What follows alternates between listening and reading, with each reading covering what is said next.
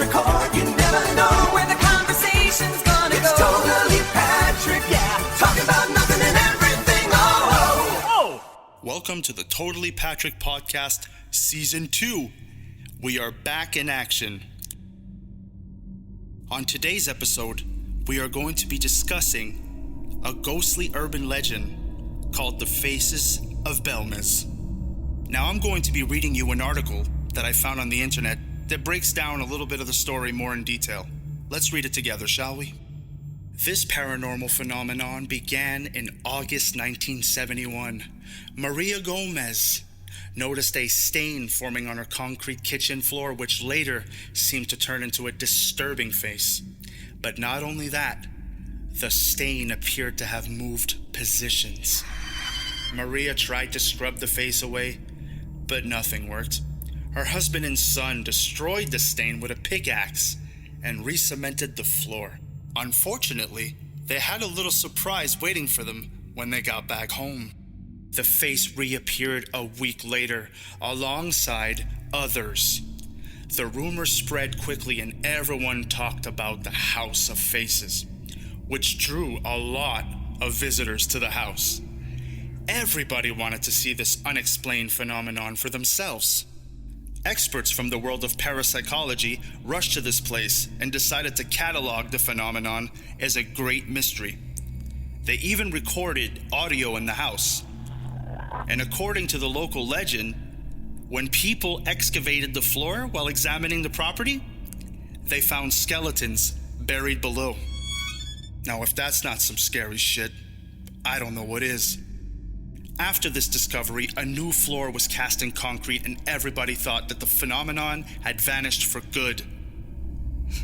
But 2 weeks later, another face, different from the ones before, began to appear.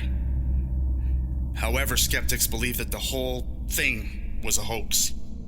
They've come to the conclusion that the family used some kind of paint or chemical agent to create the images as a way to draw tourists to their house and turn it into a profit.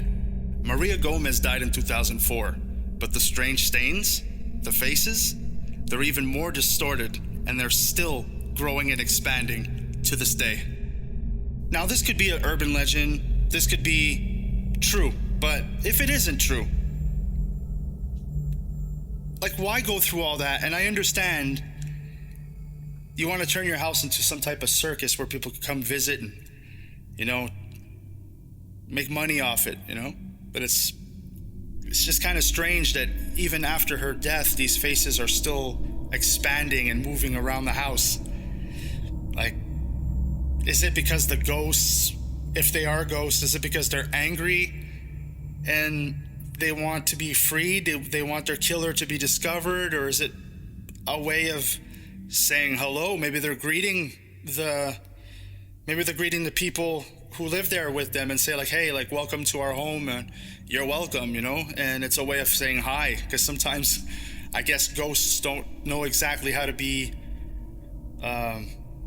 courteous in the afterlife, so they're gonna like pop up out of nowhere while you're watching TV. But I think that it's a way of being recognized even after death.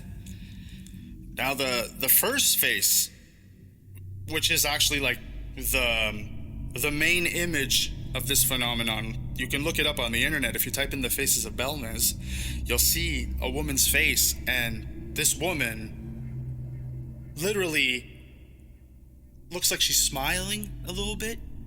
So I think she was like the owner of the house. She was the mother of the kids, because apparently, if you do like deeper research, there's children in these image depictions kind of like scattering through the floor and through the house, and they sealed that house up for no one to visit for a while, just to see what would happen. Like, they closed it up and they probably stayed somewhere else, and when they came back and they opened the room, there was faces everywhere.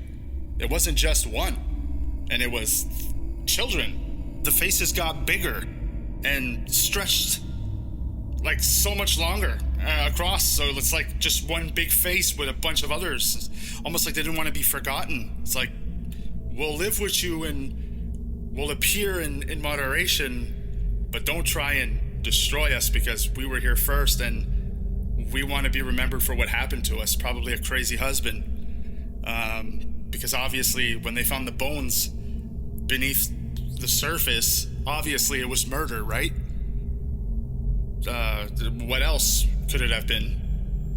But let's look into more of the story throughout articles. Okay, so here's one that I just found. Some believe that they are the result of spirits trying to communicate with the living world. That's what I had just said. Others have suggested that they are the product of psychokinetic energy or even the work of demons. One possibility is that the faces are the results of chemical reactions occurring within the floor's concrete. Over time, these reactions could have produced unique patterns that resemble faces. Another explanation is that the faces are the product of subconscious projections. This theory suggests that the people living in the house may have been unknowingly projecting their fears, desires, or fantasies onto the floor, resulting in the appearance of the faces. While this explanation may seem far-fetched, it is not uncommon for people to unconsciously manifest their thoughts and emotions into physical form. Despite the numerous theories and explanations, the true nature of the Belmez faces remains a mystery. I don't know. Do you believe that your subconscious thoughts could create images on the floor of your kitchen? I'm not too sure about that. Again, anything's possible. Spiritual energy does work. Who knows where all that stuff goes? Maybe they created all of this themselves based on their thinking? I'm a little skeptical about that, but according to this article, look, I didn't grab it from some legit article, but I've been looking around and everything seems to be the same story. Everybody's been telling the same story similarly, different wording, but it's always the same result.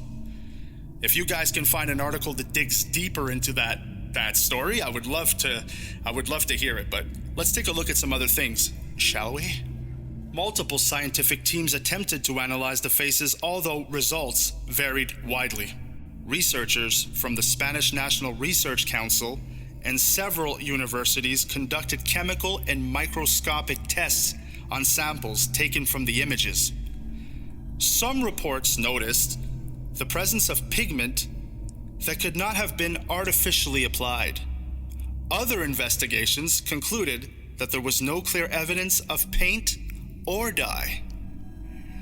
One early analysis suggested that the faces might be the result of a chemical reaction involving moisture, cleaning agents, and natural minerals in the cement. Over years of use, such changes could theoretically form irregular stains that resemble faces. However, this did not fully explain the apparent evolution or disappearance of images. Skeptics often argue that many of the faces appear too symmetrical and intentional to be natural formations. They propose that the images may have been created with simple tools or pigments and then modified over time.